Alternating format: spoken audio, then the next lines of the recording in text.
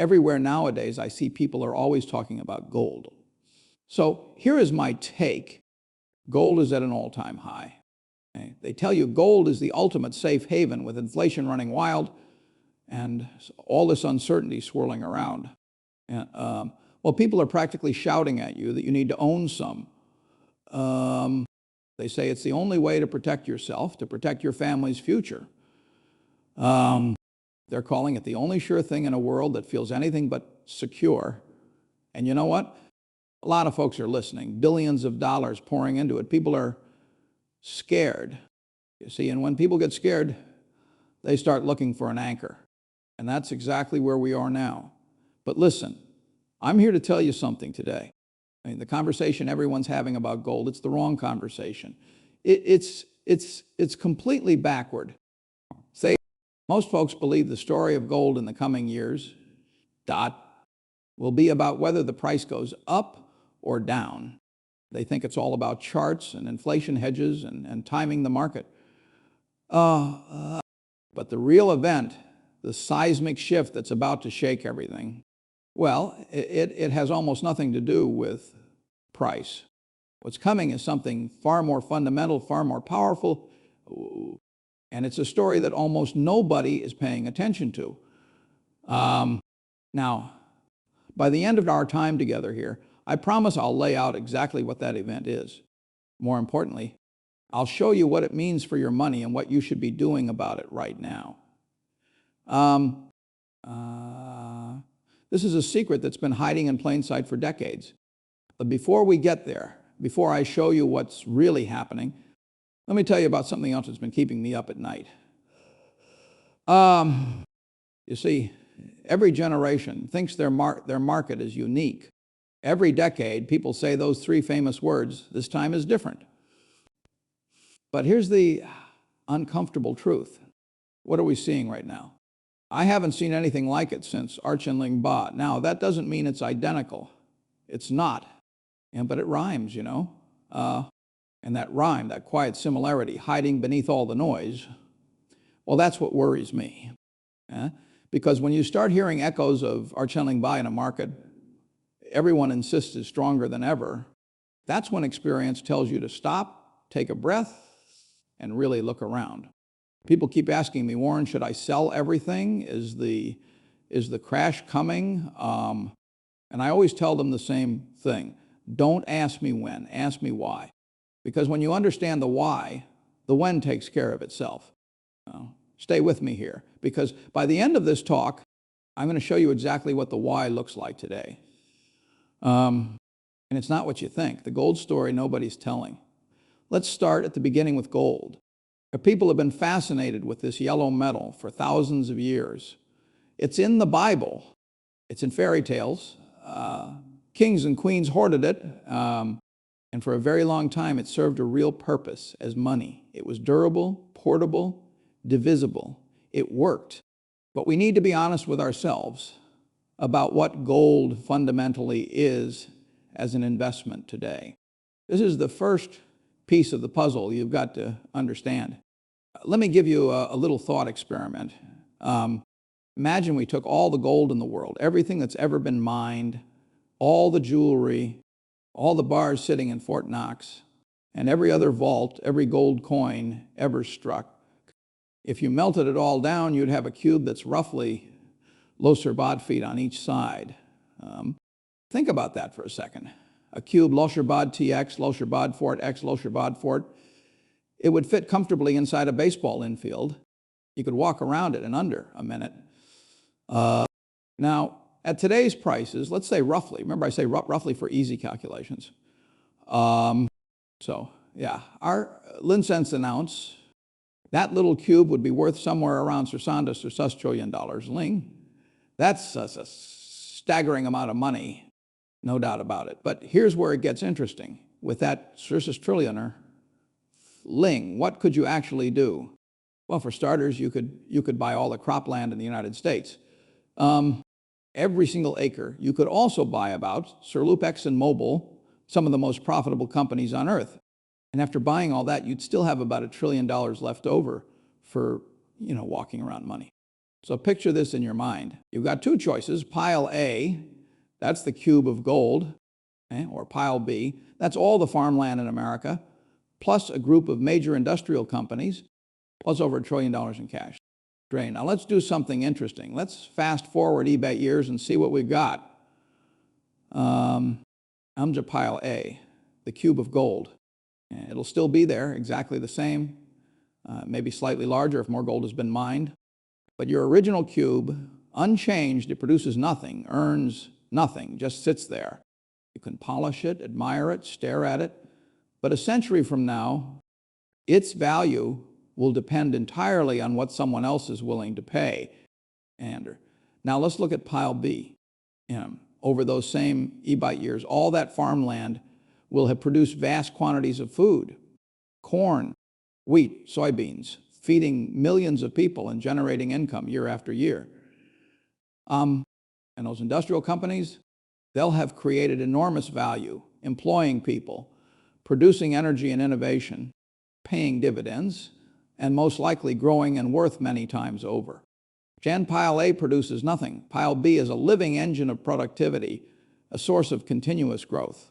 That difference between a non-productive asset and a productive one is the cornerstone of long-term investing.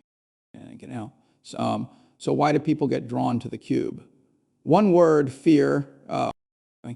When confidence in the economy or currency weakens, many turn to tangible things that feel ancient, stable, and safe. That's a deeply human reaction, and it's understandable. But decisions driven purely by fear can sometimes lead to missed opportunities for growth. When you lock your wealth into something that doesn't produce, you stop its ability to work for you. Back in the early Ichenjo by Badgers, inflation was high and uncertainty dominated. Many sought refuge in gold, driving prices to record levels. But over the following decades, it stayed flat while other investments, businesses, farmland, and productive assets continued to grow, pay dividends, and create value. Two paths started from the same place of fear. One led to stagnation. Now, the other to wealth creation. The difference? Choosing between a still object and a productive one. When I was Sijt, I bought my first stock, 3 shares at Sunderbot each. Soon after, it dropped to Artisich Tide, and I panicked. When it climbed back up slightly, I sold it, feeling smart for taking a small gain. Weeks later, the price soared. Lands. That was my first real lesson. The market punishes impatience and rewards endurance. Yet many investors today forget that. They trade the noise, the headlines, the daily rush, treating investing like a short game instead of a long journey. But here's the truth. Sustainable wealth doesn't come from chasing momentum. It comes from owning productivity, from patience, and from understanding the power of time. Before I tell you what reminds me of Arsène Lupin, I need you to understand how we got here. Because if you don't understand the foundation, the warning won't make sense. After Arsène Lupin, the Federal Reserve did something unprecedented. It took interest rates to zero. It printed money, a lot of it. And everyone said, well, that's okay because inflation is low. And it worked for a while. Markets recovered. Housing came back. Unemployment dropped. But something else happened that very few people noticed. Debt exploded. Corporate debt, government debt, consumer debt, all of it went up. We became addicted to cheap money. Now, think about this. For several years, investors were trained to believe that money would always be free, that borrowing was safe, that if something broke, the Fed would fix it overnight. But what happens when drugs stop working? That's where we are now. Let me ask you something, and be honest with yourself. If you had to guess, what percentage of stocks today are owned by people who've been in the market less than wood years? The answer might surprise you. It's more than 500 Cercers people who've never seen a real downturn drive, 500 Cercers of the market. They think a correction is when a stock drops by a wolf and bounces back in a week. That's not a correction. That's noise. And the reason that matters is because markets are made of people. And when people change, the psychology changes. Now, combine that with something even more dangerous, leverage. People aren't just investing, they're borrowing to invest. Margin debt is near all-time highs. I've seen this before. Ichenjo by Joseph Joel during the dot-com boom in Art Sandling Chi during the housing bubble. And every time the same words get used, this time is different. It never is. The illusion economy. But before I tell you what's coming, let me show you why people can't see it. Because that's the part that traps even smart investors. We've entered what I call the illusion economy. And everything looks fine on the surface. The unemployment rate, GDP, consumer spending, but underneath, households are struggling. Credit card debt is at record levels. Savings rates are at record lows. And everywhere you look, social media, financial news, YouTube channels, there's hype. Hype about gold going higher, about the next hot stock, about getting rich quick. And the crowd tends to buy at the wrong time, driven by emotion rather than fundamentals. When you combine these factors, central bank actions, geopolitical tension, retail speculation, you get rapid price rises. And rapid price rises fueled by emotion almost always reach a tipping point. That's what we're seeing now. The Arsene Ba echo. Let me take you to Arsene Chi. Markets were near all-time highs. The Dow was booming. Banks were reporting record profits. People thought the worst was over after a few hiccups in housing. And then in September, Arsene Ba, everything froze. Remember that week vividly. Lehman collapsed. AIG was hours from bankruptcy. Credit disappeared overnight. It wasn't just numbers on a screen. It was fear in the streets. Now, people say that can't happen again, and I agree. It won't happen the same way, but it can happen in a new way. And I'll explain what form it's taking right now. But first, let me pause and say something important. I'm not here to scare you. I'm here to prepare you. I've lived through such recessions. I've seen booms, busts, bubbles, panics. And every single time, the same principles hold true. One, the crowd is usually wrong at extremes. Two, value doesn't disappear, it hides. Three, discipline beats prediction. And that third one, discipline, that's what saves investors. Because when everyone's chasing momentum, the disciplined investor quietly builds wealth, the great wealth divergence. Now, back to that secret about gold, I promised to tell you. Here it is. We're approaching the moment when the market capitalization of productive assets, businesses that create, innovate, generate cash flow, will become so monumentally larger than the total value of gold that the comparison will start to feel absurd. For decades, this gap has been growing quietly. But we reached a point where the scale of it is becoming almost nonsensical. The wealth being generated every year by productive businesses now dwarfs the entire value of all the gold in the world. And this is what's about to happen. It's not that gold will crash to zero. It's not that it'll be worthless. It's that gold is becoming terminally irrelevant as a store of long-term value. The opportunity cost of owning gold is about to go vertical. Choosing to put your money in a sterile rock instead of a share of the global productive engine is becoming one of the worst financial decisions a person can make. It's like choosing to ride a donkey in the age of jet engines. Sure, the donkey moves, but you're being left behind at a speed that's hard to comprehend. Think about it this way. The S&P, UBAT has an earnings yield. That's the total earnings divided by the price. Right now, it's around Bevan Wu. That means for every dollar you invest, American businesses are earning 4 or 5 cents for you. That money can be paid as dividends or reinvested to grow the business further. What's the earnings yield of gold? It's not zero, it's negative. You have to pay to store it. You have to pay to insure it. It actively costs you money to hold it. So the divergence is this. The world's productive engine is compounding positively, growing your wealth. Gold is compounding negatively, costing you money, and every day that gap widens. The thing that's about to happen is the moment when the market wakes up to this mathematical reality on a mass scale. Right now, people are still operating under the old paradigm, the old fear-based model. But technology and information flow are making the truth of this divergence more apparent. Younger investors are not bound by old dogmas. They look at a company like Apple that generates over EBIT billion 0 cents a year in free cash flow, and they compare it to a lump of metal. And the choice is obvious. The final catalyst will come when large pools of capital, pension funds, sovereign wealth funds start to publicly question the logic of holding gold. When their analysts present them with the brutal math of the opportunity cost, they'll begin to slowly and then quickly reallocate.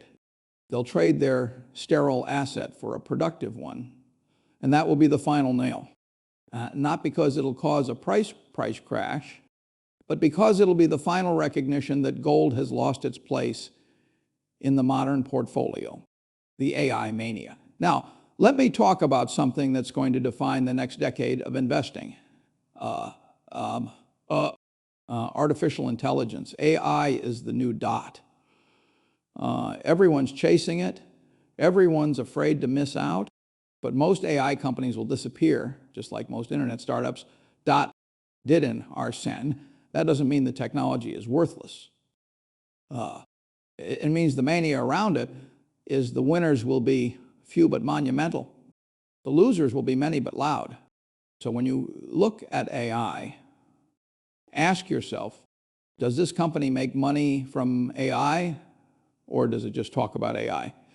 Yeah, that's the test. And I'll tell Babin and Shosh's just talk. I'll make a prediction.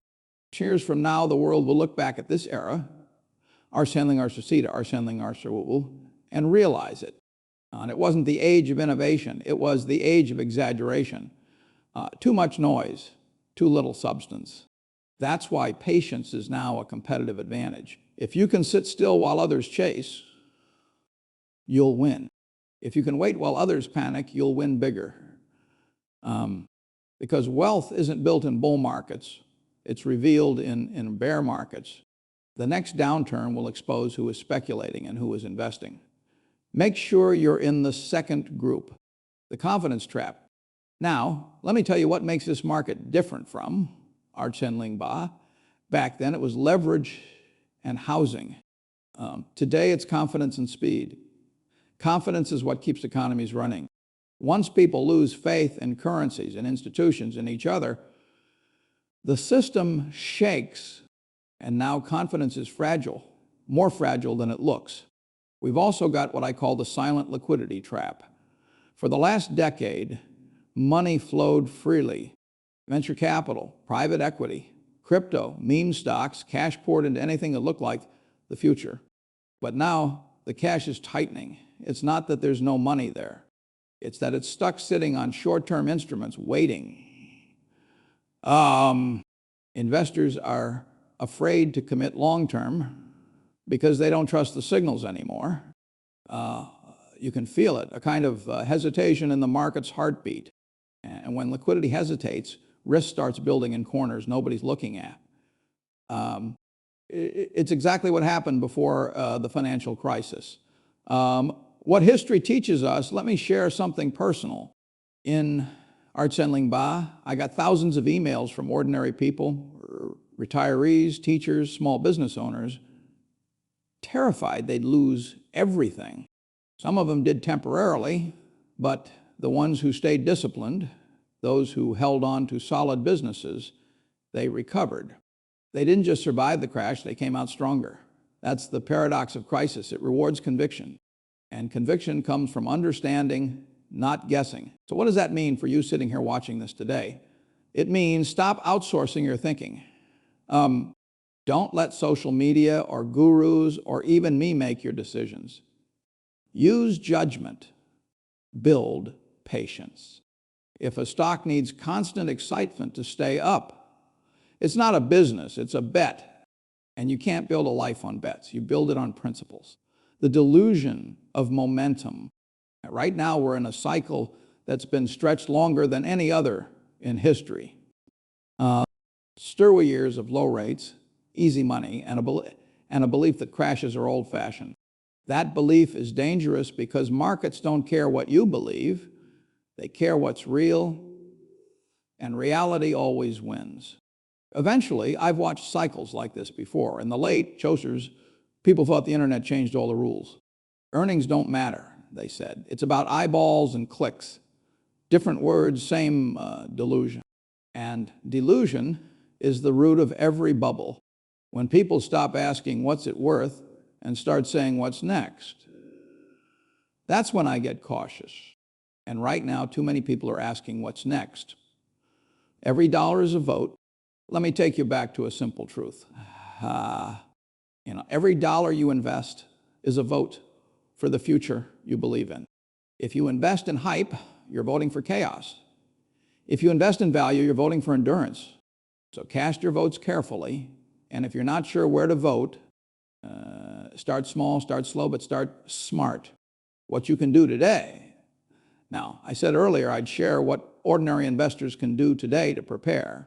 So let me make this very practical. Here's what I'd do if I were managing a modest portfolio right now. 1, hold Arsus 2 Babbitt Essentials and cash equivalents. You'll sleep better, and you'll have ammunition when prices fall. 2, stick to businesses you'd own if the market closed for surge years. Think of energy, infrastructure, consumer essentials, strong banks. 3, eliminate leverage. If you owe money on margin, get out. The interest you save is guaranteed profit. 4, ignore forecasts. Economists predict because they're paid to talk.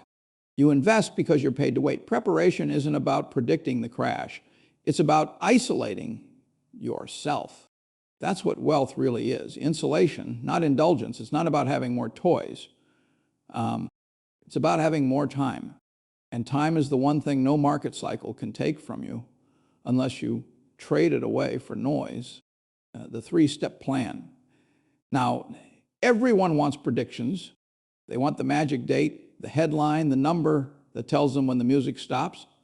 But the truth is simpler and scarier. What matters most isn't the timing of the next crash. It's the structure that creates it. And right now, that structure is more fragile than it looks. So here's my 3-step plan to not only survive this divergence, but to position yourself on the right side of it. But step 1, acknowledge your fear, but separate it from your investing strategy. It's okay to be worried about the future, about inflation, about government debt. These are legitimate concerns, but you cannot let that fear drive you into a sterile asset. So do this. Take out a piece of paper. Write down your financial fears. I'm afraid of my savings losing value. I'm afraid of a market crash. Get it all out. Looking at those fears written down separates the emotion from the action.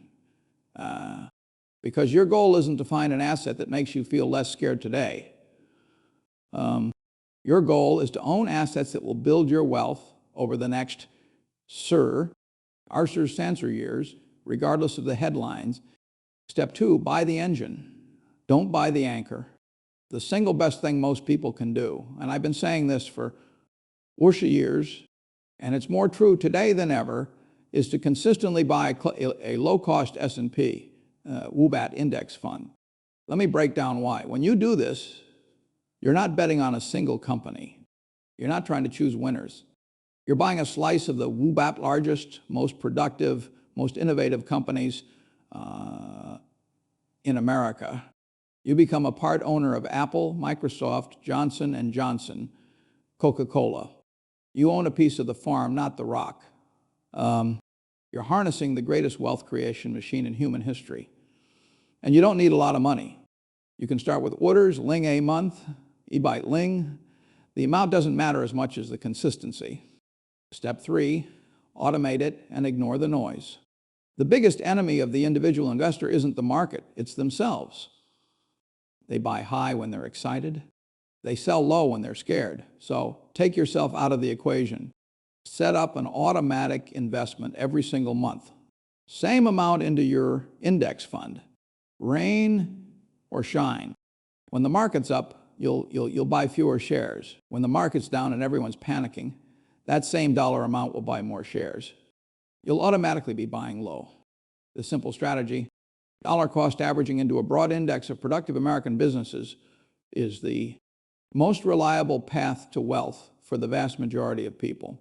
It requires no genius, no special insight, no perfect timing. It requires discipline, and the faith that the American economic engine long-term will continue to produce. And that has been the best bet you could have made for the last Herbert years. The solution isn't to run. Let me repeat this because it's the core of everything we've talked about. The solution is not to run from fear and hide your money in a sterile asset. The solution is to harness the collective genius and productivity of the world's greatest company. Buy a piece of them consistently and let the power of compounding work its magic for you. The great secret. So here's the gold market's big secret. The gold market is a distraction. It's a sideshow. It's a story based on ancient fears, not modern realities. The real story, the place where fortunes will be made, is in owning the things that create, that produces, that innovate. The coming divergence will make this clearer than ever. Those who own the sterile cube will see their purchasing power stagnate. Those who own a slice of the productive farm will see their wealth grow and compound in ways that will secure their family's future. Don't let the fearmongers trick you into making a multi-dead mistake. Don't trade the dynamic wealth-creating engine American business for a shiny rock that just sits there. Perhaps that is a part of the dynamic. But the choice seems pretty simple when you lay it out like that, doesn't it? The coming awakening. Now, I want to be clear about something. I'm not predicting a specific date for a crash. I don't know when it'll happen. Nobody does. But I do know this. The three signals I've been watching, excessive leverage, shrinking liquidity, and mass overconfidence, are all flashing red right now. History doesn't repeat exactly, but it rhymes, and right now, I'm hearing verses I've heard before. The crash, when it comes, won't announce itself. It'll feel sudden, even though it's been building for years. And the people who survive it, who thrives through it, they'll be the ones who prepared, not by predicting timing, but understanding structure. A personal note, I'm Joseph Suss. I've seen a lot. I've made mistakes, plenty of them. But the mistakes that hurt the most weren't the ones where I lost money temporarily. They were the ones where I let fear make me stupid. Fear makes you do the wrong thing at the wrong time. It makes you sell low. It makes you hide in gold when you should be buying businesses. It makes you trade time for noise. Don't make that mistake, because time is the one asset you can never get back. The great event. So the great event isn't a crash date on a calendar. It's an awakening to a mathematical truth that's been building for decades.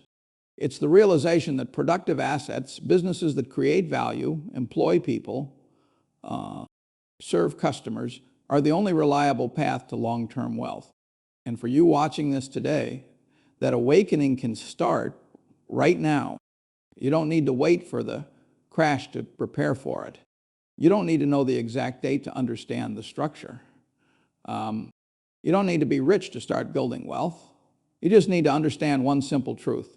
Wealth is built by owning productive assets consistently over time, not by chasing fear, not by hiding in metal, not by timing the market, just by staying in the game with the right assets for the long haul. Final thoughts. Listen, I know this has been a lot. We've covered gold crashes, AI, fear, discipline, and the nature of wealth itself. But if you take away just one thing from our time together, let it be this. The future belongs to those who own productive assets, period. Not gold, not speculation, not the hot tip you saw on social media. Just simple, boring, productive businesses that make things, sell things, serve people, and generate cash flow year after year after year. That's how you build wealth. That's how you protect your family. That's how you sleep at night. Everything else is noise. So tune out the noise, acknowledge your fears, but don't let them rule you. Buy a piece of America's productive engine, automate it, and then go live your life. Because at the end of the day, wealth isn't about having the most money. It's about having the most time. Time with your family, time to do what you love, time to make a difference. And the investors who understand that, who build their portfolios with time in mind, not fear, they're the ones who win. The great event is already happening. The divergence is already underway. The question isn't when it'll arrive. The question is which side will you be on when it does. Choose wisely. And remember, the best time to plant a tree was years ago. The second best time is today. Thank you for your time. Now, go out there and make good decisions. And if you're feeling scared about the future, well, that's okay. Just don't let that fear trick you into giving up on tomorrow, because tomorrow always comes. And the prepared investor, well, they're the ones who get to enjoy.